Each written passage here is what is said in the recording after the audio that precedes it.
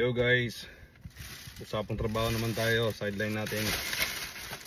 Meron tayong cancel order sa Uber Eats. Ayan, sa Popeyes.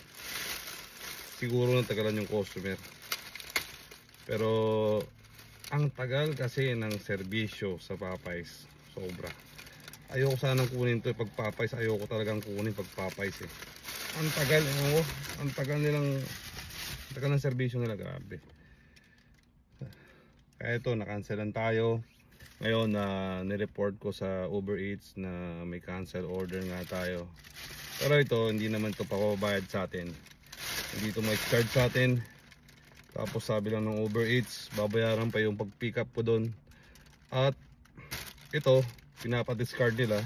Sabi, i-discard ko na daw para sa food safety. Eh sayang naman, di ba? Kung itatapon natin. So, may libre tayong pagkain ngayon. Hindi ako natutuwa dahil na-cancel tayo o may libre tayong pagkain. Kasi nakakaya naman doon sa nag-order. Pero pasensya na kung sino man po yung nag-order. Eh wala, hindi ko rin kagustuhan kasi ang tagal talaga ng servisyo nila, grabe, sobra. Kaya ayoko talagang tumanggap ng Popeyes, pero wala akong delivery ngayon kaya tinanggap ko lang to. Ito yung order niya guys. Ang sarap. Oh, sarap. Pasalubong na ako sa mga bata ngayon. May kasama pang french fries at saka soft drinks. Tara, merienda muna tayo.